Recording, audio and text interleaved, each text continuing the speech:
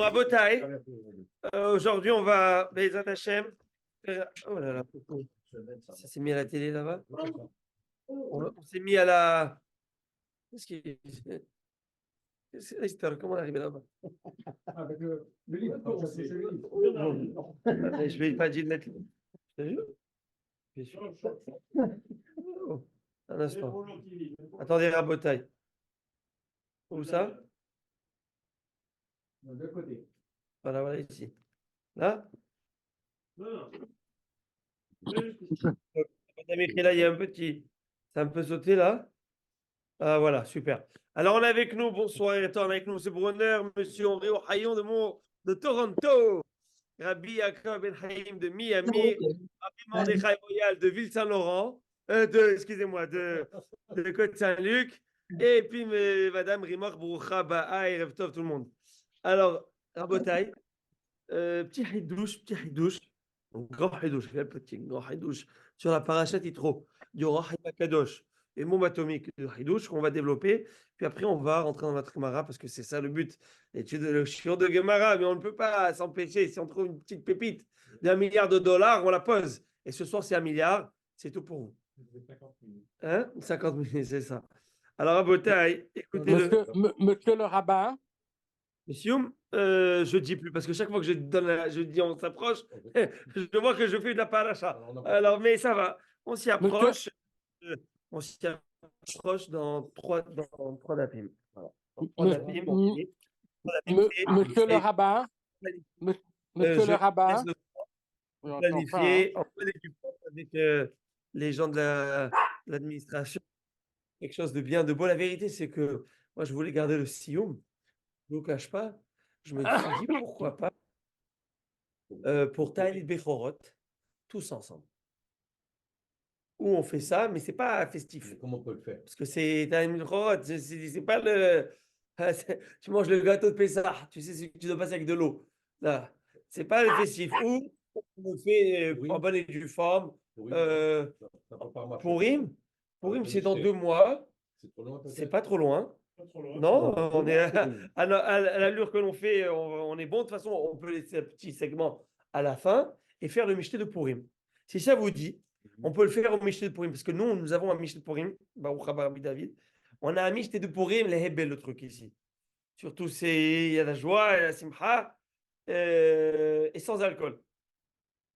Ah, non. On est sa mère sans... Non, je rigole, monsieur Moyal, il me voit, il me dit, allez, sans alcool. Non, je dis la joie, ne vient pas de l'alcool. Il y a tout ce qu'il faut. Il y a tout ce qu'il faut.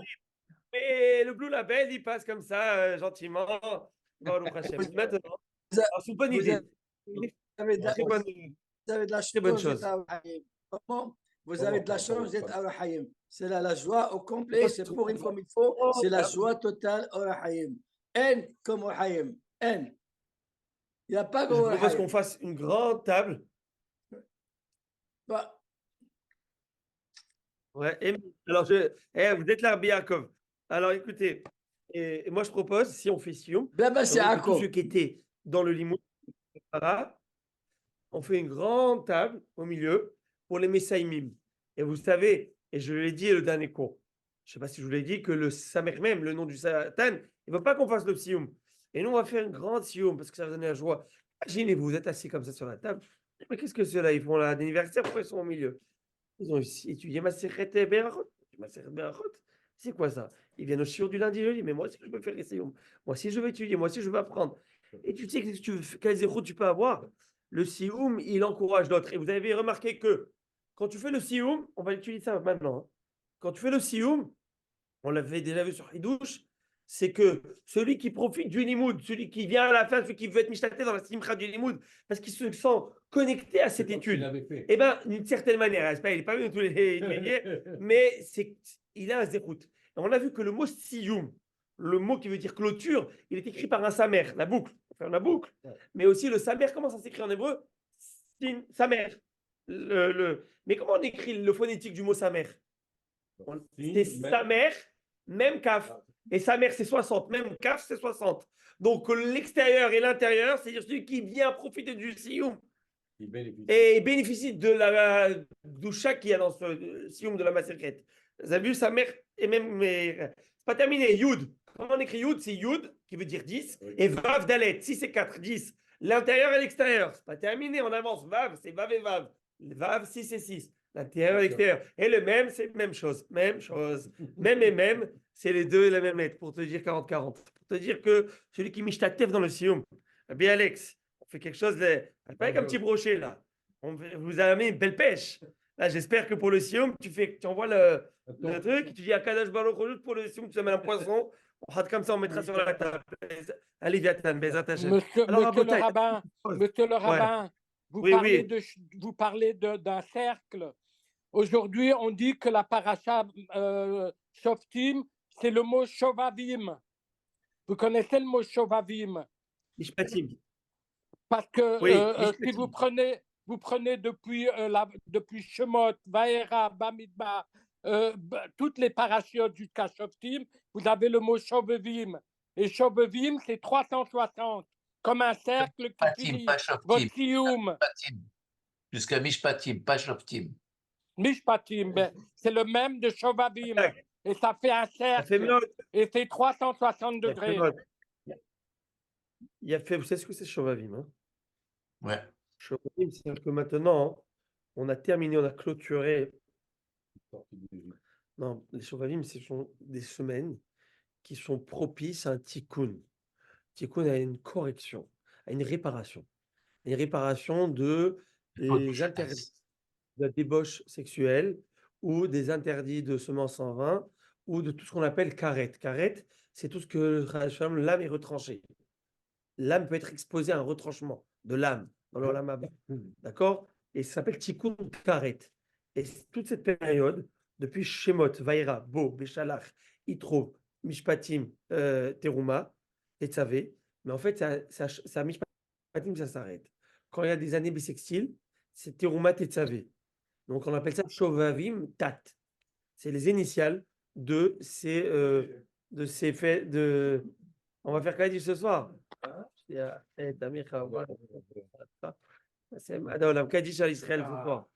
Et sur Rabbi Hanina. Rabbi Yosef Hanina. Rabotai. Le pasouk dans Parashat Yitro. Après, on n'est pas dans la Gemara. Et la Gemara, elle est vraiment merveilleuse. La Gemara, les futures Gemarot, les prochaines Gemarot, elles sont merveilleuses. Au début, il y a un peu de technique, comme on sait. On les appelle les grumeaux. On passe des moments là, mais après, c'est très agréable, très sympa. La Gemara, elle termine très bien. La Gemara Brachot. La Gemara Brachot, elle est. Il y a 4 Masechet qui terminent qui clôturent de la même manière. On va le voir. Et je compte sur vous lorsqu'on va clôturer Brachot. Et bien, on va faire le sium, chacun va faire un Dvar Torah. Donc, on peut prévoir un dessert au lait, Rabbi Marco, pour le michté, parce qu'entre la viande et le lait, il va y avoir 6 heures de discours. Donc, ça va être bon. Sur ce, une bonne agenda, ça ne fera pas de mal. Quoi? On a un bonus même. J'ai dit, Rabbi Marco. Oui, parce que j'ai dit, tout celui qui participe au shiur doit faire un Dvar Torah. Alors, si celui qui participe au shiur doit faire un Dvar Torah, alors, avec plaisir. Dans ce cas-ci, je veux dire, on aura 6 heures entre la viande et le lait.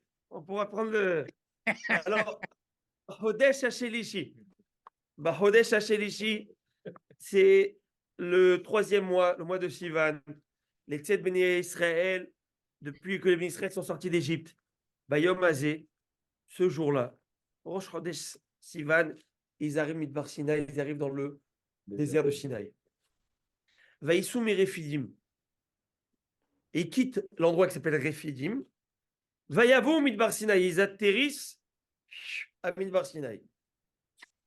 Si jamais tu es débile, tu as oublié que je viens de te dire que tu étais au moins sur Midbar Sinaï, je te le répète. Ok, dans le pasouk. C'est que le Rahim m'avait dit, moi je comprends rien. Tu me le répètes. Tu viens de me dire, on est arrivé au mois de Sivan, le 3e mois, dans le Midbar Sinaï, c'est-à-dire le désert de Sinaï. Tu me répètes, le 3e mois, ils sont arrivés au Midbar Sinaï. Ils ont quitté Refidim pour arriver à Sinaï. Tu viens de me le dire. Bon. Vaïhan Sham Israël. Et Israël a campé, Négadar, devant la montagne. L'Orahim Akadosh, très connu, très beau. magnifique, vous pouvez voir dans les mots, on va le voir dans les mots justement. Il dit comme ça, Rabotai. Il dit, c'est une merveille. Et je vous le lis dans les mots. Il dit, je ne comprends pas. D'abord, pourquoi tu as besoin de me dire que les Bnei Israël, ils ont quitté Rephidim pour arriver au Midbar Sinaï? Est-ce que ça m'importe savoir où ils étaient? Le point là, toute l'introduction, c'est l'introduction aux 10 commandements. Donc, c'est une introduction pour te dire, voilà, ils vont recevoir la Torah. Moment unique dans la Bible, dans Rabbi Albert, moment unique dans le monde. Ça n'a jamais existé. Ça n'a jamais existé que Akadosh Baruch Hu se dévoile à autant de personnes one shot. Aucune religion, aucune religion, la seule religion qui est basée sur une révélation pareille, c'est le judaïsme. 2 millions de personnes, 600 000 hommes, femmes et enfants, les femmes, tout le monde. Quand je dis 600 000, c'était de 20 à 60. Vous mettez les femmes, c'est 1 200 000 minimum. Et vous mettez les enfants, vous mettez ceux qui ont plus de 60 ans et moins de 20 ans. Vous avez 2 millions de personnes qui voient, qui sont témoins de cette révélation. D'accord? Et cette révélation,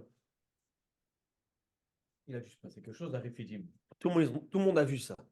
Et tout le monde est d'accord avec ça. Hein. Ouais, ouais. Que même les musulmans, tout le monde est d'accord qu'Akadosh Baruch Hu s'est bien révélé à Am Israël. Pas tout seul, Mohamed. Non, il n'y a pas. Pas tout seul. Le Am Israël, il n'y a pas. On veut voir Akadosh Baruch Hu. Moshe, on t'a cru jusqu'à maintenant, mais ce n'est pas suffisant. Maintenant, on voit Akadosh Baruch Hu. L'Am Israël, il est dur. L'Am Israël, d'un côté, il est Ma'aminim, Bene Ma'aminim. Mais pour qu'il soit Ma'amin, Bene Ma'aminim, Il veut la preuve. il n'est pas. C'est pas du UP. Parce qu'après, on s'est fait avoir. Des Shabtai Tzvi, on s'est chopé. On a vu des Shabtai Tzvi, des gars, des faux Messi, des faux Mashiach. Qu'est-ce qu'on a bavé à cause de ce Shabtai Tzvi? L'âme Israël, il a souffert. Combien de livres on a perdu? Ils ont été brûlés, jetés à cause de cet homme. Rabbi Moshe Chaim Luzzatto, le Ramchal, Tzaddik, Yesod Olam. Rabbi Moshe Chaim Luzzatto qui a écrit le livre Mesilat Yesharim, qui a écrit plein de Sfarim. Et dès que ça touchait à la Kabbale, hop, les gens ils prenaient, hop, ils jetaient. Parce qu'ils avaient peur de Shabtai Tzvi. Shabtai Tzvi, qui se disait kabbalistique parce qu'il avait appris la Kabbalah. Il a commencé à faire ses avérotes et des choses très graves de débauche. Et il s'est converti à l'islam lorsque le sultan d'Istanbul l'a obligé. Et tout ça, il a dit, il fait des tikkunim, il va chercher des étincelles dans l'islam. C'est ça. Et dès que, après, on a vu, et au nom de la Kabbalah, ça veut dire, vous ne pouvez pas comprendre ce que je fais. Vous êtes trop loin de ce que je fais. Donc, c'est comme ça qu'il a laissé les gens dans l'aveuglement. Et malheureusement, ils sont tombés dans le piège. Et des gens, après, ils se sont flagellés. Ils ont fait des taraniotes. Ils se sont affligés. Ils ont fait des tsomotes, des jeûnes pour demander pardon à Kadosh Baruch Hu d'avoir cru à un faux messie. À un faux messie. Et il y a même un grand gadol qui est tombé dans le piège. À un moment, il y en a un, le Taz, Rabbi David Segal Alevi. Le Taz, c'est un des commentateurs du Shulchan Aruch. Vous allez voir le Taz. C'est un génie, le Taz. Le Taz, il a dit, je lui donne le bénéfice du doute, c'est le Mashiach. Pourquoi pas? Il a envoyé quelques Tamid Rachamim le questionner pendant 3 jours. Oui, par Rabbi Akiba aussi. Rabbi Akiba, il n'a pas fait la même chose. Oui, c'est assez avec Bar Korva, mais ça fait des milliers d'années. Bah oui. Je parle pas, je parle de. Ça fait 4 On sait siècles. qu'il était Mashiach aussi. Alors, qu'est-ce qui se passe? Mais c'est vrai. Et qu'est-ce qui se passe? Ils ont vu, c'est un imposteur, le gars. Ouais. Et un imposteur. Parce que le Mashiach, il doit connaître toute la Torah. Toute la Torah. Bah oui. Le Mashiach. Il est même Hein? supposé expliquer les... Mais oui, parce que toutes les questions c'est lui qu'on a. qui va être là, c'est lui. L'Ole Marénav, c'est pas avec ses yeux qu'il veut voir, mais c'est avec le roi HaKodesh. Le Mashiach, c'est la perfection. C'est la perfection sur terre. Puis, et donc, moi, je vous ai parlé. Comment je suis arrivé à Shabtai Tzvi, Bono Shalom? Ben non, parce que c'était des imposteurs. Non, alors Rav Segal, juste une parenthèse, en parlant du Taz, qu'il a envoyé à des chaliards. Vous savez que le Taz, Votre image, je son l'ai. beau-père, c'était le Bah. C'est qui le Bah? C'est Rav Yoel Sirkis, Europe de l'Est. C'est celui qui a écrit un grand commentaire sur le Tour, Jacob Alatourim, qui est le fils de Rabbeinu Hacher, Ariel, qui est arrivé en Allemagne, après il est parti en Espagne. Qui est le Tour? Le Tour, il est là-bas. Et Le sur le roche. commentaire du tour, il y a le bar. Le Et sur le roche. côté, il y a le Bet Yosef. Le Bet Yosef, le roche, c'est le père du tour. Ouais. Quand le tour, il appelle son père, il dit va donner et mon maître, mon père, le roche. Le Benoît roche. Hachem.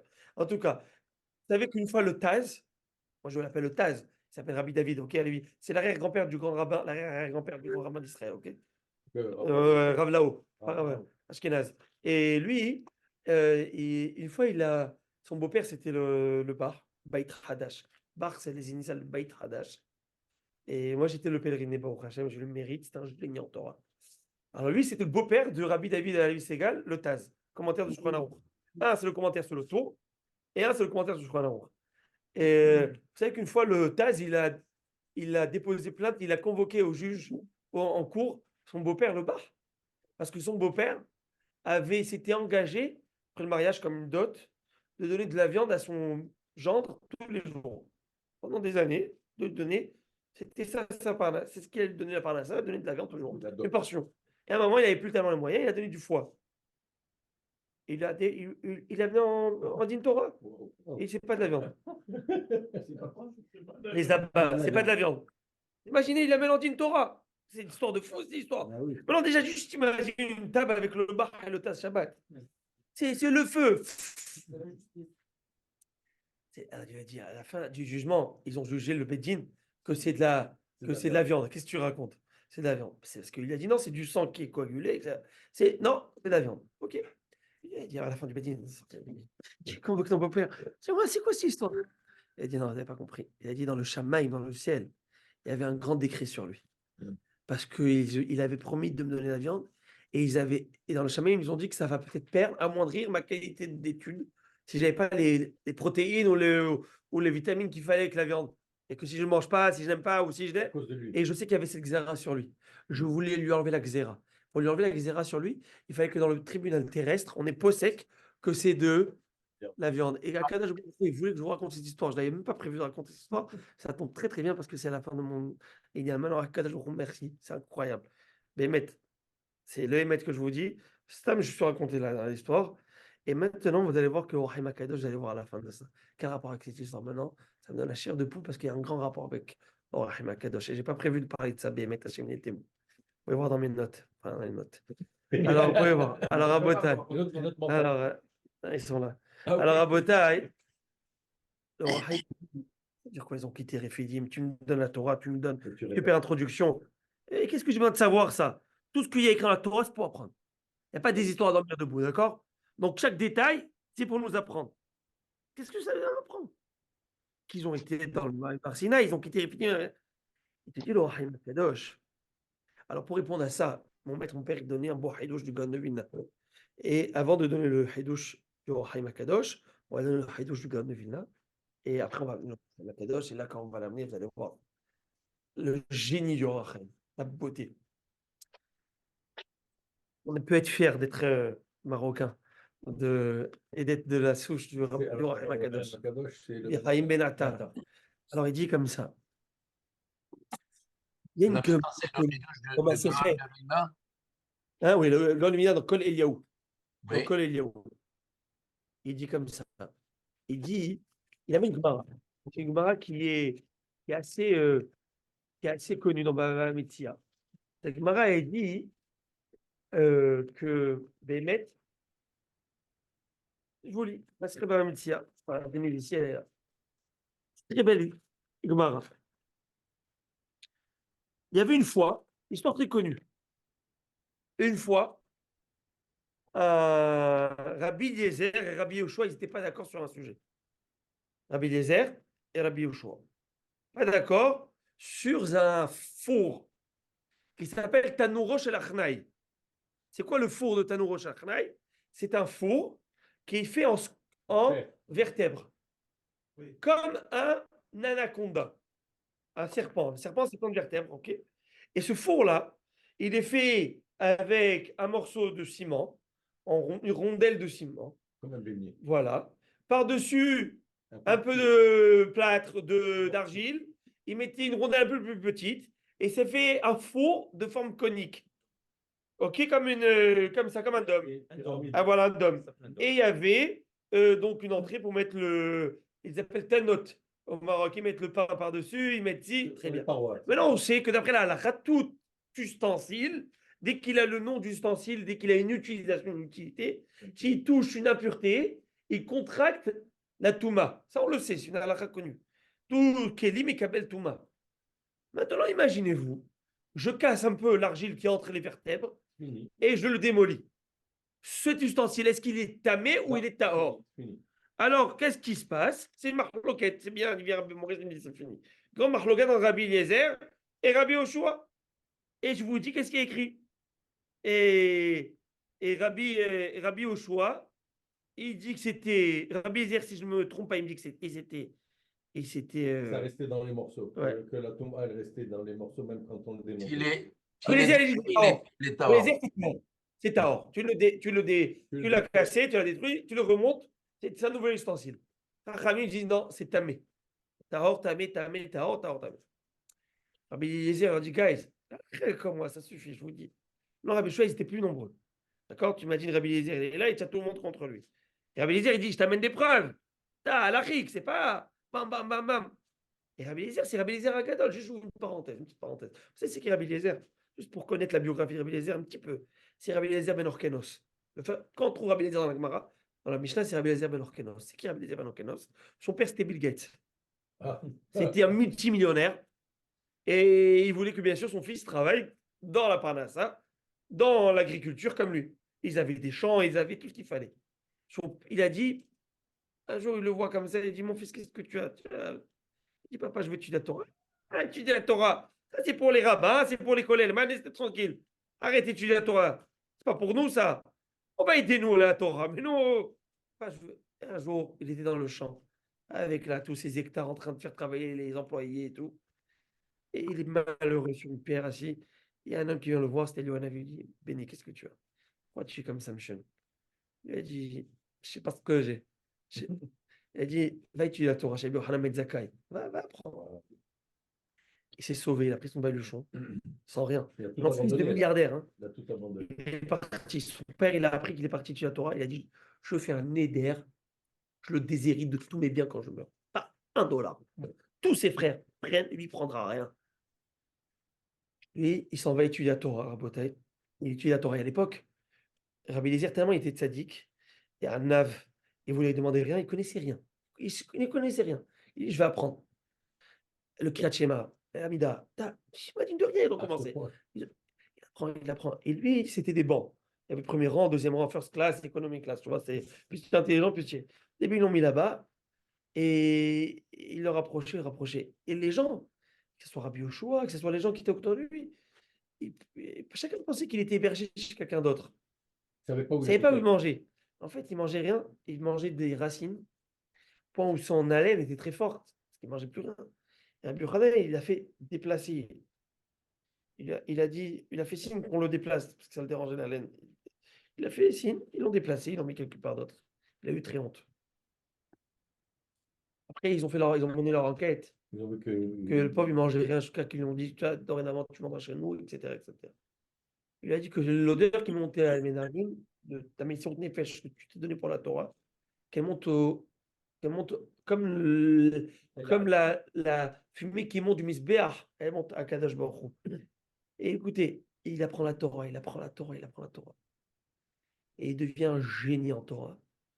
Tous les sujets plus profonds du Talmud, dans pureté, impureté, Touma et Tara, c'est lui qui les gère. Prenez Maseret Para. Maseret Para, Rabbi Eliezer Agadol, le grand Rabbi Eliezer, c'est lui. Quand on parle de Rabbi Eliezer. Vous connaissez la Mishnah en Bava Madlikim? Rabbi Eliezer Omer Temehaï, Ven Madlikim Ba, Rabbi Akiva Omer Teoraï ou Madlikim Ba. Après, il est devenu le Rav de Rabbi Akiva, lui. Le Rav de Rabbi Akiva, toute la Torah, c'est Rabbi Akiva. Rabbi Eliezer, son père, il arrive à Jérusalem, quelques semaines plus tard, quelques mois plus tard, quelques années plus tard, je ne sais pas combien de temps plus tard, il prend la voiture, il arrive à Yerushalayim, il dit, je vais là-bas, maintenant que je suis de passage, je vais rentrer au Beth Midrash de Rabbi Yochanan ben Zakkai pour lui faire en bonne et due forme un vrai, comment on dit, un déshéritage, je ne sais pas comment ça se dit, mais je le déshérite comme il faut, formellement, comme il faut. Pas de souffle, ça fait des années, pas FaceTime, pas un Skype, pas rien du tout. Il n'y a pas avant, alors, t'imagines. Et il était bloqué là-bas, il étudie la Torah. Un jour, Rabbi Yochanan dit, ce jour-là, comment je me fais les choses? lève-toi, mon fils, Eliezer, et donne le devoir. Il commence à dire. Mais des hidushim, et des choses exceptionnelles. Et tu t'imagines, le Beth Amikdash de Yochanan ben Zakkai, Yerushalayim, tous les gens étaient là-bas. C'était plein à craquer. Wow. Même lui, le milliardaire qui arrive habituellement VIP, on lui dit, toi là-bas, avec au fond, il n'y a plus de place. Il voit là-bas. Il dit, je rêve. C'est mon fils. Et maintenant, tout le monde connaissait Rabbi Yochanan ben Zakkai. C'était le géant, c'était Rabbi Yochanan ben Zakkai. C'est celui qui nous a sauvés après le Beth Amikdash. C'est grâce à lui qu'on a le roi al-Mashiach, celui qui a sauvé la ligne de Rabbi Yochanan ben Zakkai, je vous dis tout ce qu'il a fait. Maseret Gittin, Dafnoun, Zayin, là-bas, Dafnoun Var, tout ce qu'elle raconte avec moi. Les Vespasiens. Et Rabbi Yochanan ben Zakkai se lève et il embrasse le front de Rabbi Eliezer. Il dit, Rabbi Eliezer, heureux sont Abraham, Yitzhak et Yaakov que tu es leurs descendants. Devant tous des milliers de personnes. Là, le père, il voit ça, il vient. Heureux, mon Orkénos, que cet enfant sort de moi. C'est grâce à moi, ça. Hé, d'où vous croyez que ça sort? Vous connaissez ou pas? Le gars, il n'a rien fait. Ce qu'il a la maman, elle s'est tuée, elle a fait, elle a donné lui à la synagogue. Il a mis son fils à la bar mitzvah, c'est lui qui l'a éduqué. Rends hommage à ta femme. Ah bah, bah. Tu es là, Baruch Hashem, qu'est-ce qui se passe? Il lui a dit, mais c'est moi, heureux, moi, Orkénos, que cet enfant. Je donne tous mes biens. Ah ouais, je suis venu lui donner tous mes biens, en fait. Il était venu pour le déshériter. Il dit, je déshérite tous. Qu'est-ce qu'ils font business? C'est ça qui est important. Regardez, ça, c'est important. Et il lui a dit, non, papa, je donne tout à mes frères. Moi, si tu me donnes une part, donne-moi une part. Et moi, je veux que la Torah Gdosha. En tout cas, Rabbi Eliezer, vous savez, il a fait tellement de missions de Nefesh pour étudier la Torah. Je reviens à mon histoire. Rabbi Eliezer, il dit Tahor, lui, il dit Tamé. Il lui a dit, cette histoire, je l'ai racontée 1 milliard de fois. Et chaque fois que je la raconte, je l'adore, avec la femme et les murs. Et là, il lui dit exactement, il lui dit, si la halakha est comme moi, Charouf Ze Yochiach. Non, que le caroubier qui est dans le jardin du Beth Amikdash le prouve. Le caroubier du jardin, il prend, il met les savates, il marche. Un caroubier, c'est un arbre. Ça marche pas, un arbre. Dernier épisode, ça marche pas. Un caroubier, c'est des caroubes. Vous savez, tout c'est immense, ouais. Et il se détache, et il va. Et il va. Sans amot. Ils vont lui dire, mais on n'amène pas de preuve du caroube. Pas une bonne preuve. Allez, qu'est-ce que tu veux comme preuve alors? Bon Dieu, il te prouve que l'eau, voilà, il y a un cours d'eau ici, que ce cours d'eau, la rivière Saint-Laurent, le fleuve Saint-Laurent, le prouve. Le fleuve Saint-Laurent, il va de l'autre côté. Alors tu vois, ça, elle est belle. Mais c'est, comment il s'appelle ça? Météo Canada, tout le monde, ils sont en train de capoter, qu'est-ce qui se passe? Et Rabbi Yoshua, il ne bouge pas, il dit, on n'amène pas une preuve de l'eau. Il dit, d'accord, je ne veux pas que ces murs le prouvent. Et ces murs vont tomber pour le prouver. Et là, Rabbi Yoshua, il se lève là-dedans, comment la Gemara nous dit ça? Et Garbaim, Rabbi Yoshua, dit, oh, les murs là, ça va pas ou quoi? De quoi tu te mêles? De quoi vous vous mêlez? Les Tamidei Chachamim sont en train d'argumenter dans la halakha. Vous, qu'est-ce que vous faites ici? Allez jouer ailleurs. Ils ne sont pas démolis, ils ne sont pas tombés par Kavod de Rabbi Yoshua. Il dit bouge pas. Et ils ne sont pas redressés par espèce de Rabbi Eliezer. Misken, le dos courbé qu'il doit avoir, ils sont en voûte. Clac. Depuis Vadain, Matin, Omdim, celui qui trouve cette synagogue, comme ça, la charpente, comme ça, c'est de là-bas. Elle existe. Elle est, je sais pas, elle est où? Ok, Hazar va Marlem. Elle a dit, bon, guys, il leur a dit, on ne même pas une preuve du mur. Elle a dit, bon, si la halakha est comme moi, qu'est-ce que tu veux? Qu'une voix céleste? Tu veux qu'Hachem t'envoie?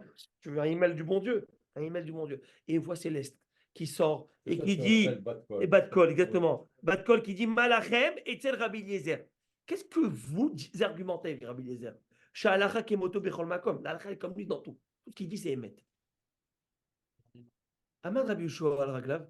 Rabbi Yoshua, il se lève et dit, oh, lo bashamaim i. Le pasteur qui dit dans Nitzavim Vayelech, Nitzavim, il y a écrit, la Torah, elle n'est pas dans le ciel. Donc laissez-nous tranquille. S'il te plaît. Oui. Il a demandé combien il a bashamaim. Chaque fois que je raconte, j'ai la chair de poule. Et la Gemara nous dit, c'est pourquoi elle n'est pas dans le ciel? Depuis que la Torah nous a été donnée, on est trop, elle est à nous. C'est tout, c'est à nous, ne nous touche pas. Il y a des règles. Alors, et la règle, elle nous dit que quoi? Ahare Rabim Latot, c'est écrit dans la Torah. Tu vas selon la majorité contre toi, Rabbi Eliezer, que tu veux. Bon, la Gemara raconte qu'il y avait une fois Rabbi Nathan. Et Nathan, qui marchait au chouk, il a rencontré Elion Hanavi. Il a rencontré nous, il dit, moi, je t'en supplie, qu'est-ce que Kadosh Baruch Hu, il a fait à ce moment-là? Attends, il leur fait des miracles, il leur fait des miracles. C'est qui a fait ces miracles? C'est pas Abracadabra, c'est Hachem. Donc Hachem leur envoie des miracles, Hachem leur envoie la batte-colle. Et à la batte-colle, tu lui fermes le clapet. Dis-moi, tu lui fermes ta... C'est quoi ça? C'est pas possible. Il leur a dit, Nitzroni Banaï. Hachem, il a dit, ils m'ont gagné mes enfants, ils m'ont gagné mes enfants. Nitzroni Banaï, il a levé les mains, il a dit, ils m'ont gagné. Boum, fin de citation. Il dit, le Ganovina, il pose une question, une bombe atomique. Il dit, je vous pose une question. Rabbi Yoshua, Rabbi Eliezer, lorsqu'il a amené une preuve de l'eau ou du caroubier, est-ce qu'il a amené une preuve du caroubier? Il a amené une preuve d'un phénomène miraculeux. Que ce soit un pommier, qu'est-ce que tu pour un pommier ou des maïs. Il a amené. Pourquoi tu lui dis? On n'a même pas de preuve du caroubier. Ce n'est pas le caroubier qui était l'argument de preuve. C'était le fait que si c'était la halakha était comme moi, que Dieu le prouve par un miracle. Voilà, il y a eu miracle. Qu'est-ce que tu veux de plus? Non, c'est pas ce qu'il lui a dit. Il lui a dit, on n'a même pas de preuve du caroubier. Comme si il voulait amener une preuve du caroubier et on lui réfute la preuve du caroubier. Mais ce n'est pas une preuve du caroubier. C'est comme si je te dis, si Hachem il aime mon chiro, que ce bouchon il tombe. Le bouchon est tombé, tu l'as vu ou pas? C'est même. Si pour moins que ça, même si je laisse comme ça le bouchon, j'avais fait comme ça, et quelqu'un a fait du vent, il s'est tombé, il aurait dit, ah, pas savoir, peut-être Hachem il est chiot. Hachem il aime le chiot parce qu'on étudie la Torah, ça n'a rien à voir. Bouchon ou pas bouchon. Mais qu'est-ce qui se passe? Nous, pour moins que ça, tu vas voir quelqu'un, hey, tu sais ce qu'il m'a dit, ce rabbin, ce qu'il m'a dit, je te dis, il voit des choses. Les gens, ils adorent la mystique. Les gens, ils adorent. Un qui voit ça, ils adorent, ils courent. Aujourd'hui, c'est la mode. OK? Alors, qu'est-ce qui se passe? Il te dit, on n'amène pas de preuves. Caroubier. Mais papa, c'est pas le caroubier qui est en train d'argumenter. Après, c'est pas terminé. Il lui dit, preuve, on n'amène pas de preuve de l'eau. C'est pas de l'eau que je t'amène une preuve. Et te dit, exactement, il te dit le Kol Eliyahu. Kol Eliyahu, c'est un livre du Gaon de Vilna. Il dit non. Il dit, il amène une preuve du caroubier, il amène une preuve de l'eau. Et j'explique. Eshet Haïl Mimtsa, Verachok Mipninim, comment écrit en Pasouk? Micha, Sheker Haïl Bebel Ayofi. Pasouk, il dit, Eshet Haïl Mimtsa, une femme vaillante, Mi Imtsa. Qui va trouver une femme vaillante? Qui va trouver une femme vaillante? Où tu trouves? Oh. Baruch Hashem, chacune de vos femmes, c'est votre mazal, c'est votre femme vaillante. Et pour trouver son mazal, trouver sa femme. Justement, je disais à mon épouse, l'autre jour, je lui dis, tu t'imagines, tu es mon mazal? Je disais, je suis sûr. Non, je rigole. Je lui dis, parce que c'est quoi être ton mazal? C'est quoi le bon zévoug? C'est que la même Neshama, elle est descendue du ciel. Zachar et Nekeva, mâle et femelle. Et ils se sont détachés. Et à nous de se retrouver dans ce monde-ci. Le mâle et la femelle. Côté Zachar et Nekeva. Ne sont pas sceptiques, c'est ça. C'est ton mazal. C'est comme ça. Baruch Hashem. Alors, c'est comme les gens, et les gens, ils ont cette bêtise de croire, toujours après 20 ans, 30 ans, 40 ans, 50 mariages, qu'est-ce que tu veux? Est-ce que c'est toujours mon mazal? Ah bah, tu as 50 enfants avec, qu'est-ce que tu veux? C'est sûr que c'est ton mazal. Et si c'est pas ton mazal, tu vas en faire ton mazal. Tu vas te l'adapter que c'est toi ton mazal. Et les gens, ils sont toujours dans le scepticisme, dans le questionnement. Et toi, mon Hachem t'a envoyé ça, tu dois travailler avec ce que tu as. Maintenant, qu'est-ce qui se passe? C'est pas shoot. Est-ce qu'il est possible d'en faire son mazal? Bien sûr, sur mesure, ça s'appelle. On en fait son mazal. C'est du travail. Le mariage, c'est du travail, au-delà du mazal. Au-delà du mazal, c'est du travail. Vous savez, il y a écrit que l'on veut ou non. Et la Gemara dans Gittin, elle dit lorsqu'il y a un divorce, le misbéach, il pleure. Et le divorce, c'est Dieu qui l'a inventé. Heureusement, non? Sinon, il n'y aurait pas d'issue. Si on ne peut pas, si on a un mauvais mariage. Vaut mieux un bon divorce qu'un mauvais mariage. Mais pourquoi c'est le misbéach qui pleure? Pourquoi pas, je sais pas moi, le Kodesh HaKodashim? Parce que le misbéach, c'est où on faisait des corbanotes. On faisait des sacrifices. Pour qu'il y ait un bon mariage, il faut qu'il y ait des sacrifices. Quand il y a des vrais sacrifices, des deux côtés, hein, pas one way, des deux côtés, là, il y a un bon mariage. Comment? En arabe, on dit, je vais vous la dire en arabe. il arrête. Si vous voyez deux personnes s'accorder, sachez que le poids est forcément sur l'un d'entre eux. Mais il faut accepter ce sort. Mais c'est vrai, mais c'est Vadaï. Mais pas, non, c'est la Chorma, c'est que dans chaque situation, chaque fois, il y en aura un qui va en mettre, c'est sûr. Et comme quand mon père, avant que je me marie, il m'a dit, mon fils, Bakvish, dans la route, la fameuse phrase hébraïque, en hébreu, il dit ça en Israël.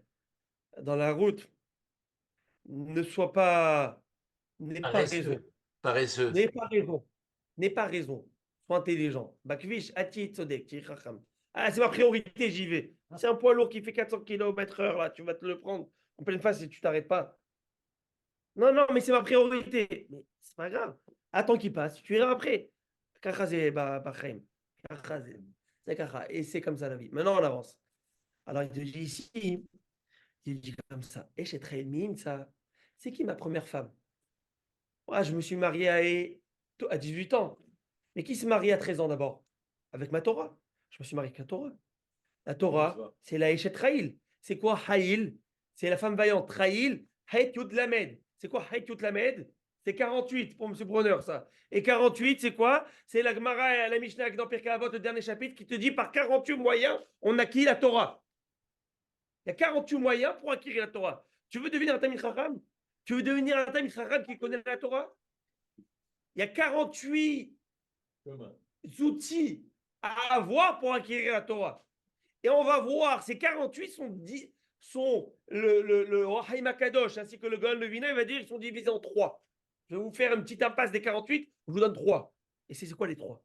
Pour acquérir la Torah, c'est la Hanava d'abord. C'est quoi la Hanava? La modestie. Sois modeste. Si tu n'es pas modeste, tu ne pourras pas connaître la Torah. Déjà parce qu'un Kadosh Baruch Hu ne te supporte pas, ne peut pas te saquer. Quelqu'un qui a la gava, qui ne peut pas, avant le bon Dieu, même sa femme ne peut pas le saquer. La Gemara dit, Yahir, celui qui a la gava, les gens de sa famille ne peuvent pas le voir, ses enfants ne peuvent pas le voir, sa femme ne peut pas le voir, ses collègues ne peuvent pas le supporter, celui qui a la gava. Mais celui qui a la gava ne sera pas cultivé, vous savez pourquoi? Parce qu'il ne posera pas de questions. Il a honte de poser la question qui dit quoi? Tu ne savais pas cette information? Quoi, tu ne connaissais pas ce limoud? Quoi, tu ne connaissais pas cette Gemara? Mais la Mishnah nous dit Baïchan Lamed. Celui qui est Baïchan, celui qui a honte, il ne l'apprendra jamais. Et pourquoi tu as honte? Tu as peur d'être ridiculisé? Pourquoi tu as peur d'être ridiculisé? Parce qu'ils vont dire ah, il ne connaissait pas. C'est-à-dire que ce n'est pas ton rang de poser cette question. Et tandis que si tu te poses la question, je ne savais pas, maintenant je sais. Donc on pose des questions surtout. Surtout, on doit poser des questions. Ça, c'est la Gemara. Elle pose des questions surtout. Il n'y a aucune question qui est bête. Alors, la Hanava d'abord. Il faut être Hanav.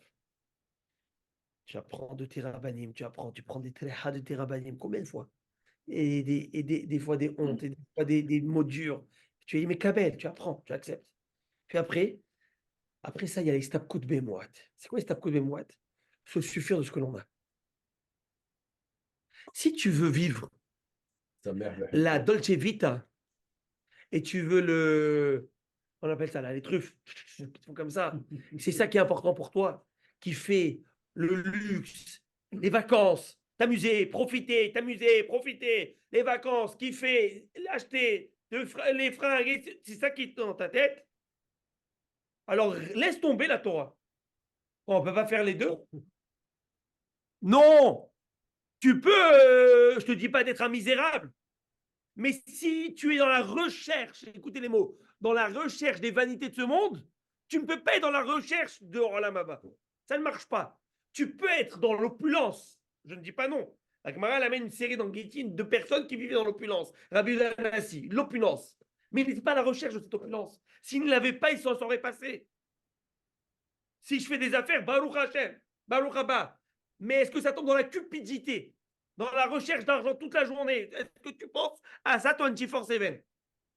Si c'est ça que tu penses, comme il dit le Chavat Alavot, si je ne m'abuse, Keshem Shelo Yehuba. De la même manière qu'on ne peut pas coller eau et feu dans ce monde, on ne peut pas coller la recherche des plaisirs avec la recherche du Olam Haba. Ça ne marche pas. Ça ne marche pas. Tu ne peux pas être au four et au moulin. Alors, et la Gemara nous dit, il y a une Gemara dans Masechet Ketubot, page 34. La Gemara dit que, il disait David Amelech, mais Torah Techa, pas Souk Telim. Mais Toratecha betor me'ai. Ta Torah est dans mes intestins, dans mon ventre, les entrailles. Ça veut dire, attention, tu amène un pirouche, une explication, un commentaire, un midrash qui te dit l'homme, avant de prier qu'il ait la Torah en lui, qui prie qu'il n'ait pas qu'il n'ait pas que les délices du monde en lui. Parce que plus tu fais rentrer des délices du monde, plus tu fais sortir des délices. Tu ne peux pas être partout. Et de toute façon, vous savez, un plaisir appelle un autre. C'est comme ça. Un plaisir appelle un autre. Pourquoi vous croyez que la drogue a été inventée? Bon, non, là. À la médicale. Ça, c'est en deuxième. Mais pourquoi la drogue? C'est parce que les gars, ils ont touché le plafond des plaisirs. Ah, non, j'arrive plus. J'ai plus rien qui me donne cette extase. Il me faut quelque chose qui me fait, qui me fait givrer, là, qui me amène au-delà. On va t'amener autre part. On va t'amener dans le Ramabad, déjà dans le. Tu comprends ou pas? Les mettre ou pas? Et ça, alors allez-nous. L'Aïstapkout Bemouat. Regardez Rabbi Chaim Kanievski. Moi, j'ai le plaisir. Je dis, moi, j'aime tous voir des Gdolim, mais j'ai le zérout, l'honneur de voir des Gdolim, de les voir de mes propres yeux.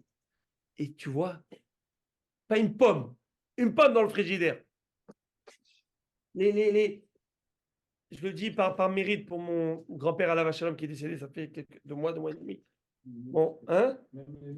Et quand ils ont demandé à ma grand-mère, parce qu'ils ont dit, mon oncle a raconté cette histoire, pourquoi vous ne refaites pas la peinture? Pourquoi? Elle dit, mais vous n'avez pas d'argent? Parce qu'il était enfant. On n'a pas d'argent, on est pauvre. Il dit, non, il a ouvert le tiroir et montré, on a de l'argent. Mais papa et moi, comme ça ma grand-mère elle lui a dit, nous ne voulons pas que vous croyiez que c'est ce qui est important pour nous. Alors on préfère investir plus dans votre aîné. Et ça, quand on aura le temps, on va dire, tiens, Hachem, on le fera. C'est pas ce qui est important.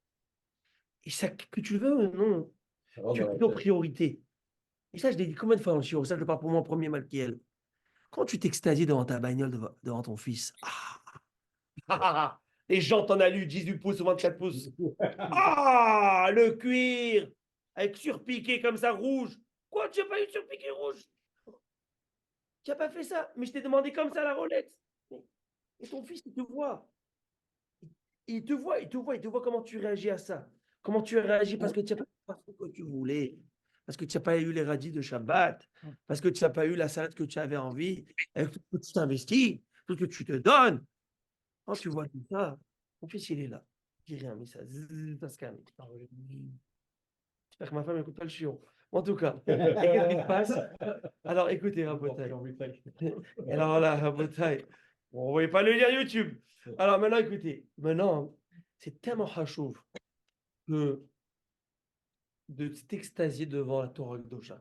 C'est pour ça que je donne plusieurs conseils à des gens, que ce soit même du Kahal. Vous faites une simcha d'une mitzvah, faites-le en grande pompe. Invitez la famille, tu fais un sioum, fais un restaurant, invite tes enfants. Papa, pourquoi? Sioum, tu fais une mitzvah, amène tout le monde dans l'aventure. Pourquoi? Parce que quand tu fais des choses de l'Olam Hazé, tu amènes tout le monde dans l'aventure. Alors dans l'Olam Haba, amène tout le monde dans l'aventure. Pour qu'ils comprennent que. Après, il y a un décalage chez nous. Ils ne comprennent pas de quoi tu parles. Et aussi, tu ne peux pas mentir. Tu ne peux pas faire Zama, tu t'extasies dans l'Olam Haba, des choses spirituelles, quand en fait, tu n'en as rien à faire. Parce que l'enfant, il sent. Il dit, papa, qu'est-ce que tu me racontes? Tu es hypocrite. Donc, il se tape coup de bémois, tu n'as rien. Et le troisième, c'est quoi? Pour pouvoir être Tamid Racham, c'est la Shkida. C'est quoi la Shkida? C'est la Atmada. Être studieux, être constant. S'asseoir, 24/7, étudier la Torah, apprendre, être au Beth Midrash. Et je ne dis pas, attends, alors quoi, mais en travail, en truc, comment on peut faire? La Gemara, elle raconte, hein? D'abord, tu répètes, ça c'est la Hazara. Vayem Shamoa, Tishmeu. Si tu as écouté, Tishmeu, tu répètes, mais pas comme ça. La Gemara raconte une fois, il y avait un homme qui venait travailler toute l'année travailler. Il avait un jour férié. Il venait au Beth Midrash. C'était la Saint-Jean, tu vois. Et le gars, et les Bahoi Shiva, ils se moquaient de lui. Il dit, le type, on le voit, le retraité, il vient une fois par journée. C'est aujourd'hui. Rabbi Yochanan, par année. Là, Rabbi Yochanan, il lui dit, mais pourquoi vous regardez lui? Regardez. À la place de prendre cette journée, aller faire de la pêche, qu'est-ce qu'il va faire? À la place d'aller bronzer, qu'est-ce qu'il va faire? Faire jet ski, qu'est-ce qu'il va faire? Cette journée qu'il a dispo, faire barbecue, il va au Beth Midrash. Donc, c'est-à-dire que toute sa vie, il doit travailler, il a besoin de parnasser, il a besoin de faire ci, il a besoin de faire ça. Mais elle est centralisée autour de ça, de cette Torah. C'est incroyable. Mais, veux ou non, si tu veux être Tamid Racham, il faut l'Atmada. Alors Rabbi Eliezer leur dit, Rabotai, mes chers amis, si je vous dis que la halakha est comme moi, c'est pas Haz Shalom, parce que je veux la halakha soit comme moi. C'est parce que je sais ce que j'ai. Et j'ai étudié les sources. Et je suis studieux. Tu veux une preuve que je suis studieux? Tu sais qui peut le prouver mieux que tous? Les murs du Beth Midrash. Les murs du Beth Midrash le prouvent. Et les murs du Beth Midrash sont en train de courber. Et donne raison à Rabbi Eliezer. Il dit, tu as raison, on t'enlève pas ça. Vous savez, la Gemara dans Maseret Souka, page 28, elle nous dit que Rabbi Eliezer, personne ne le devançait au Beth Midrash, et c'est lui qui fermait la porte. À part 2 jours dans l'année où il sortait plus tôt. C'est quel jour? Veille de Kippour et veille de Pessah. Veille de Pessah, faire combien de Pessah? Veille de Kippour pour se préparer pour Kippour. Ça n'existe pas un homme qui sort après Rabbi Eliezer. Toujours Rabbi Eliezer en dernier. Toujours Rabbi Eliezer en premier. Rabbi Eliezer, il dit, et la Hanava, l'eau. L'eau, regardez les fonds des neiges. Bientôt, Bezrat Hashem, qu'est-ce qui se passe? Ça va vers le bas. L'eau, elle ne monte pas vers l'eau. Pourquoi? Parce que la Gemara dit, la Torah nimshela la maïm. La Torah, elle a été comparée à l'eau. Pourquoi? L'eau, de la même manière qu'elle va du haut vers le bas, le feu va du bas vers le haut, mais l'eau va du haut vers le bas, c'est la Hanava. Ainsi, c'est celui qui a la Hanava, qui a l'humilité qui va vers le bas, que la Torah pourra aller et pourra être absorbée dans cet homme. Avec Rabbi Eliezer, il dit, mais moi, je n'ai pas la gava. La halakha, elle est comme moi. Et Rabbi Eliezer, on t'aime, on t'adore, et c'est vrai que tu as un ave. Mais ça ne suffit pas pour dire que la halakha, elle est comme toi. On va voir pourquoi. Et lui dit, mais que le caroubier le prouve. Pourquoi le caroubier? Quel est le symbole de la distanciation, de la distance des plaisirs de ce monde? C'est le caroubier. Quand la Gemara veut parler, par exemple, d'un homme qui se suffit du peu, du minimum, la Gemara nous dit, par exemple, dans Shabbat, je pense, tout le monde est nourri grâce au mérite de Rabbi Hanina ben Dosa, tandis que Rabbi Hanina ben Dosa lui-même se suffit d'1 kilo de caroub d'un Shabbat à un autre Shabbat. C'est quoi le symbole du minimum syndical pour subvenir à sa vie? Au minimum, c'est le caroubier. Il dit que le caroubier le prouve. Le caroubier que je n'ai jamais été dans la recherche de plaisir de ce monde. Et il dit, Rabbi Eliezer, on t'aime, on t'adore, mais là, la halakha n'est pas comme toi, je suis désolé. Parce que tout ça, c'est beau. Mais la Gemara, le Maseret Megillah, je ne sais pas, je pense 10, la Gemara nous dit, la Gemara nous dit, il y a gata ou matzata, ta'amin, tu as cherché, tu t'es fatigué, tu as trouvé, tu peux croire ces personnes. Quelqu'un, il étudie la Torah, il étudie la Torah, il étudie la Torah, tu vas ouvrir cet homme, wow, combien il a de Torah? Il y a gata, tu t'es forcé, tu t'es donné, tu t'es un travail acharné, tu auras la Torah. Mais la Gemara nous dit ça, c'est pour connaître la Torah. Mais pour se souvenir et pour avoir la halakha, ça, c'est une siyata d'Ishmaïa. Une siyata d'Ishmaïa, c'est une aide divine. Ça veut dire d'avoir dans le mille la halakha, ça, c'est une aide divine. Ça cache. Parce que vous savez, d'un permis, d'un moutard et d'un assour Shabbat, d'un permis ou assour dans Nida, quand le Rav il va prendre le sang, il va voir le sang de quelle couleur il est. Différence de couleur. Il y a un sang qui est un peu plus foncé, un peu plus rose, un peu plus un peu plus verdâtre. Sur rien, il peut faire trancher que sa femme, elle est tahor. Et si jamais elle n'est pas tahor, elle est tamée, il vient de faire carré. Il vient de faire que sa femme, et elle a été avec un homme, et cet homme, alors qu'elle est nida. Donc, pour avoir la halakha les maasé, il faut avoir une grande aide divine. C'est au millimètre près. Selon cela, Rabbi Yoshua, il dit, on est d'accord avec toi, mais tu as tous ces qualités, Baruch Hashem. Mais ce n'est pas suffisant pour te dire la halakha comme lui. Vous savez qui a eu le mérite que la halakha a toujours été comme lui? Il y avait un homme sur terre, les écoutes, David Amelech. C'est pour ça que je pense Shaoul était un petit peu, pas jaloux, mais écrit le passage qu'on dit dans la Dala. Vaï David Maskil, Vaï David Maskil Bechol Derachav, Vaï David Bechol Derachav Maskil, Vaï David Bechol Derachav Maskil, et voici que David ressuscité dans tous ses chemins, va donner Nimo, et Dieu était avec lui. Shalachak Kemoto Bekol Makom, où il se prononçait la était comme lui. Il monte la mine. Tout la halakha comme lui, c'est nous qui rajoutons. Ah, ok. Mais la halakha elle est comme lui. Wow, ça c'est impressionnant. Et ça, c'est ce qu'il nous dit ici, Rabbi Yoshua. Une voix céleste qui sort en disant, attends, tu sais quoi, j'accepte pas tout ça, mais voix, c'est le bon Dieu qui te dit la halakha elle est comme lui. Allez, va. Attends, c'est qui la Torah, je t'en supplie. C'est bien le bon Dieu, c'est pas le Saint-Esprit, c'est Hachem. Donc ça Kadosh Baruch Hu te dit la halakha elle est comme lui, ça suffit. Lâche-la faire. Lâche pas l'affaire. Il y a une règle. Dans ma Torah, tu m'as dit que la Locha, elle va selon le Rov. La majorité, elle ne change pas la Torah. Vous savez quel Nisayon, c'est ça? C'est pas moi qui dis ça, c'est Rabbi Nissim Gaon, de l'époque médiévale. Maseret Brachot, dans l'autre Maseret. C'est ce qu'il dit. Il te dit, Maseret, il te dit, c'est une bombe atomique ce qu'il dit Rabbi Nissim Gaon. Il dit, vous savez, il est écrit dans la paracha, dans le livre, je crois que c'est dans Devarim, mais je ne sais pas si c'est dans lesquels, vous écrit que s'il va y avoir un jour un faux prophète, voilà, on parlait de Chapter Tzvi. Il y a un faux prophète qui vient et qui te fait des miracles. Demain, il y a la neige. Après-demain, il y a le soleil.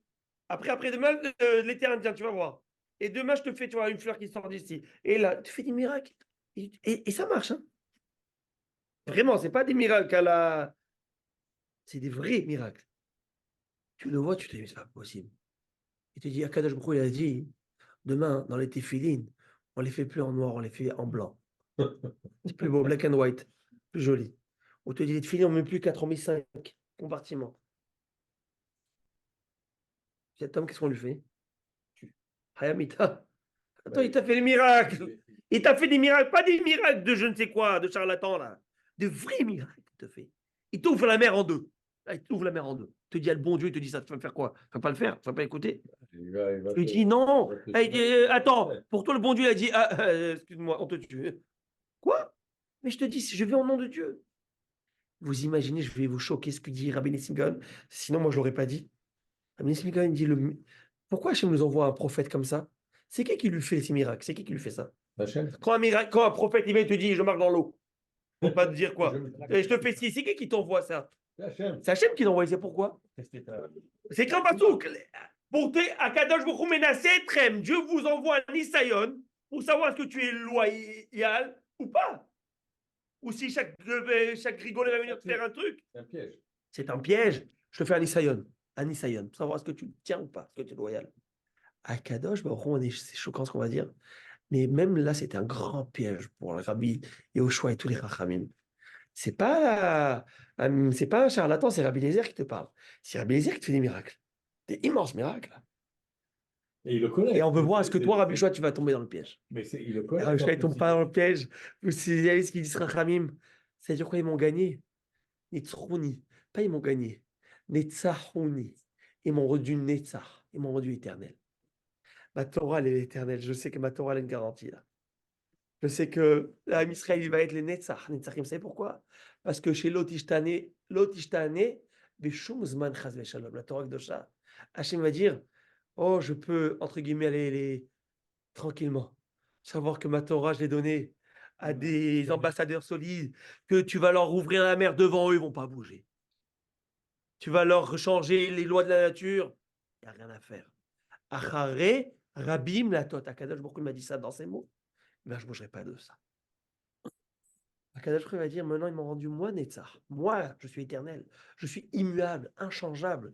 Personne ne pourra venir. Et oh, combien Akadosh Baruch Hu sait, combien, dans l'épreuve et les tribulations de l'exil, de la diaspora, on a connu des envies de parfois s'écarter, et des messianiques, et des chrétiens, et des réformes ici, et de je ne sais ici, et combien on a essayé, et des hellénistes, et des yévanim, et combien c'était séduisant. Mais nous, on a une chose, Igdal Elokim Chai Vishtabar, dans les 13 principes de foi, Shelo Tishtane Bishum Zman Chaz Veshalom. La Torah ne changera jamais, ne sera jamais modifiée. Il y a quelqu'un qui a posé une question à la synagogue ce Shabbat, est-ce qu'on ne peut pas moderniser le Shulchan Aruch? Le Shulchan Aruch, il est de tout temps. Le Shulchan Aruch, il est de toute génération. Il est d'actualité. Il faut juste aller à Forba, des coups là-bas. Comme il dit Ben Bagbag dans Masechet Avot. Masechet Avot, Ben Bagbag Omer. Ben Bagbag nous enseigne. À Forba, des coups là-bas. Recherche dans la Torah et recherche. Parce que tout est dans la Torah. Ou Boté Haizé. Et tu vas voir, tu vas trouver des merveilles. Mais il faut juste aller ouvrir une strate, une autre strate, une autre strate. Tu vas voir la Torah Kdosha, Maintenant, je termine avec ça. Pardon. Écoutez ce que dit Orachaim Akadosh. Oh, beautiful, ce qu'il dit Orachaim Akadosh. Notre maître, il dit, c'est ça qui est écrit dans la Torah. Qu'est-ce qu'il faut pour recevoir la Torah? Si tu veux que la Torah te rentre en toi, elle te transperce et que la Torah te traverse, eh ben, il faut vaïsou mes Rephidim. Il faut quitter Rephidim. Et le Talmud de Maradan, je crois, Bechorot, page 4 ou 5, la Gemara nous dit c'est quoi Rephidim? Ça n'existe pas un endroit dans l'Atlas. Prends l'Atlas, prends le truc géographique, il n'y a pas un endroit qui s'appelle Rephidim. Ça n'existe pas. Je connais Charles Mecher, je connais trucs, il n'y a pas Rephidim. Je connais Rephidim, ça n'existe pas. Moi, je dis c'est quoi Refou le mot Yadaim. Rephidim? Chez Rafou Yedem. Yedeim. C'est pas géographique, c'était un mode d'esprit. Ils étaient en mode lazy. Rafou Yedem Minatora. Ils ont quitté ce Atzlanout, cette laziness, je sais pas comment dire en français. Ça dit, cette paresse. Ils ont dit on va se bouger un peu. On est prêt à s'investir dans la Torah. Vaïsou mes Rephidim. Tu veux recevoir la Torah, tout d'abord quitter. Oh, mais moi je suis bien, partisan de mon effort. Mais pour être un Ben Israël, être Shomer Torah Mitzvot, à moins 40, il faut que tu marches à pied. Il n'y a pas le choix. Il faut faire des concessions. Il n'y a pas le choix. Alors, l'heure inclusive, il n'y a pas du cachet. Comment tu vas amener toi, ta femme et tes enfants là-bas? Tu vas manger quoi? Qu'est-ce que tu peux mettre dans ta bouche, Ribono Sherolam? Ouais, mais c'est du poisson, ça passe. Où ça passe, Ribono Sherolam? Tu connais le Hémet? Quoi, c'est pas dur pour nous? On doit se taper de trimballer avec des marmites et trouver et payer 10 fois le prix. Mais si tu veux la réussite de tes enfants, tu veux la réussite de ta neshama, tu investis, mon gars. Tu peux pas avoir le beurre et l'argent du beurre. Ça ne marche pas. Ça, c'est dans le Olamazé. Ça, c'est dans ce monde de shaker, d'arnaque, où tout est possible. Profite. Amuse-toi, éclate-toi. Comme il dit le Passouk, le Tzerara, il te dit amuse-toi, profite. Mais les taxes, en février, ça passe. Tu vas les payer, les taxes. Le T4, il est là. Et il passera. Il n'y a pas. Et on viendra te chercher si tu ne le fais pas. 1 an, 2 ans, 3 ans, 10 ans en arrière, on viendra te chercher. Pareil avec Akadosh Baruch Hu. Et Teshuvah, et ça, c'est la force de la Teshuvah. Tu te dis, oh, Haïm Akadosh, Refion Yadaim, Vaïsoum et Refidim. Après que tu quittes de Refidim, tu arrives au Midbar Sinaï, c'est quoi Midbar, le désert. Le désert, c'est un endroit où on ne peut pas planter. Il n'y a pas de plaisir. Qui veut vivre dans un désert? Personne. Les gens qui ont fait dans le désert ont compris. Si on veut la Torah avec Dosha, il faut arrêter. Il faut arrêter. Il n'y a pas. Lo Ibiza, lo Mykonos, lo Khaloued, lo Vegas. Il n'y a pas tout ça. Nothing. C'est pour ça qu'ils n'ont pas eu d'eau. C'est pour ça qu'il n'a pas plu. Après, on avance. Tu dis, Vaïsou, Mirifidim, Vayahanou, Bamidbar, Ochim Akadosh. Et qu'est-ce qui se passe? Refidim, c'est la Atmada. C'est quoi la Atmada? Atmada, c'est la constance. Quelqu'un qui est lazy, il ne peut pas être constant. Tu veux être constant? Tu veux 5 h du matin, tu vas te lever, tu vas tuer la Gemara. Tu vas tuer tes Rouma, tu vas tuer ton Rambam, tu vas faire ton Télim, tu vas faire. Ah, mais moi, je travaille, comment je vais faire? Je ne peux pas étudier. J'ai vu de mes propres yeux, et je parle pour moi en premier, Malkiel. Moi, Malkiel, je parle pour moi, pour personne. Je parle pour moi en premier. Quand j'étais à New York, des gars, des businessmen, des cadres, chefs d'entreprise, des experts comptables à 5 h du mat, j'étais à la synagogue là-bas. Parce qu'une fois, je me suis endormi dans une synagogue, je n'avais pas où dormir, j'ai dormi là avec mon copain. 5 h du mat, je vois les Mir Salim, j'ai dit, c'est d'autres clochards qui viennent avec moi, quoi. 5 h du mat, et les gars, costume, cravate. Mais quoi, des cadres? Des grands, des multimillionnaires. J'ai pas le temps, je travaille toute la journée. Quand je vais étudier pour moi. Je vous ai rappelé, j'étais à Washington, ça fait quelques années pour un mariage, pour une bar mitzvah, bien Nara de. Ok? Quand tu vois ça, Ribono Sheolam, les gars avec les périodes comme ça, ils ont des bureaux d'avocats de droit, mais impressionnants. Je lui dis, mais quand tu as le temps d'étudier? Il me dit, à 5 h du matin, j'ai pas le choix. Je lui dis, qu'est-ce que tu veux, je travaille. On va parler à ça. Il faut bien que j'étudie, il faut bien que je donne l'oxygène à ma neshama. Quand tu vois ça, je vous dis, je ne peux pas rester indifférent. C'est fort. Mais si je peux prendre 10 minutes, je viens de prendre maintenant 10 minutes, tu sais quoi, je me lève habituellement, on va dire à 6 h, 6 h moins 10, je vais donner 10 minutes à Kadosh. Je suis frais, je suis dispo. Tu ne peux pas ouvrir le livre, ouvre un podcast, ouvre une radio, ouvre un YouTube, ouvre un Torah Box, ouvre ce que tu veux. Kadosh Baruch Hu va te donner la tzlacha. Et après, il va y Hansham Israël. On arrive tous. Et ils arrivent tous, troisième chose, ils arrivent tous devant le mont Sinaï. Rami dit, c'est quoi Vaïchan Israël au singulier? Ben, au pluriel. Au début, tu me dis, ils sont arrivés au pluriel. Tu me dis, il l'a campé. Un. Comment tu peux venir uni si tu n'as pas la Hanava? Tu ne peux pas être uni si tu n'as pas de la Hanava. Pour avoir l'union, il faut faire humilité et accepter l'autre. C'est la Hanava. Alors, c'est ça, c'est ce qu'on a dit selon le Gan de Vina. La Hanava. la constance, l'assiduité, se mettre un peu de côté. Tu sais quoi? Bémet, je disais à ma femme dernièrement, j'essaye, on essaye. Tu manges une bonne pizza, laisse, pas parce que tu es saturé, laisse un morceau, un petit morceau. Le petit dernier crust, comment ça s'appelle ça? Le crouton. Tu sais, le petit dernier là qui vient avec la sauce. Laisse-le de côté. Pourquoi? C'est juste pour te dire, je ne me contrôlais pas aller jusqu'au bout de mes plaisirs. Pour m'apprendre à moi. Et je me rappelle encore, j'avais 11 ans et demi, 12 ans, mon père était mon directeur. C'est pas sympa d'avoir son père comme directeur. Il avait aidé moi, c'était un plaisir de l'avoir. Moi, je ne le voyais pas, mais bon. Mais une fois, je me rappelle, il est rentré à la salle, à la cantine. Une fois. Je me rappelle encore. C'était à Créteil. C'est une petite ville. Enfin, une petite ville. Une grande. Ça parle plus en arabe là-bas maintenant, mais bon. Alors, qu'est-ce qui se passe? Et vous savez comment ils appellent les gens qui habitent à Créteil? Des Christelois. Des Christelois. Mais en tout cas, alors je me rappelle encore de ça. Et je me rappelle la baguette en France. Vous savez, ceux qui aiment la baguette, et moi, j'aime la baguette. Et la baguette, que tu le veuilles ou non, ça se mange comme des petits pains. Tu sais, tu peux te mettre des tartines et si tu fais pas attention. En plus, si tu aimes bien manger, je me rappelle, j'étais en 6e. Et je m'étais fait après la tuila, je rentre, bon petit déj. J'avais le choco chaud. Et je me rappelle, j'avais pris la baguette. C'était une belle demi-baguette. J'avais mis beurre et Nutella dessus. Alors, ça, c'est le meilleur combo. Et je me vois comme ça. J'ai fait Nutella, avec toutes les brachot, tous les doux qu'il faut. Je rentre, je comme ça. Je me rappelle encore. Mon père qui rentre. Il me voit, il me fait. Il y a un petit morceau. Je me rappelle encore de toute ma vie. Ça, c'est comme ça qu'on mange. Un Ben Israël, il mange. Il y a une manière comment manger. Il y a une tsura. Il ne mange pas tout. Bon. Et quand tu vois ça, Bémet, après je lui dis quoi? J'ai mangé toute la baguette. Mais en tout cas, un petit morceau. Mais cette idée de savoir pourquoi. De savoir. Et Bémet, la Torah nous cadre. Shabbat, on ferme le magasin, mais je peux faire encore quelques milliers de dollars. Ferme. Tac. Pourquoi? Tu apprends à te cadrer. Et si tu arrives à t'interdire dans ce qui est permis, tu arriveras à t'interdire ce qui est interdit. Voilà mon rêve à Botaï. Gemara, je t'aime, Gemara, je t'adore, mais on te reviendra plus fort encore ce jeudi, Bezrat Hashem. Je vous souhaite bracha, yatzachak, que de bonnes choses. Ochim tiou, qu'Hashem soit avec vous, Rabbi Halem, qu'Hashem Zakubalo. לפיכך יבלם תורה ומצוות שנאמר לנו חפץ למען צדקו יגיד תורה ויהדי. On est מניין? בכבוד.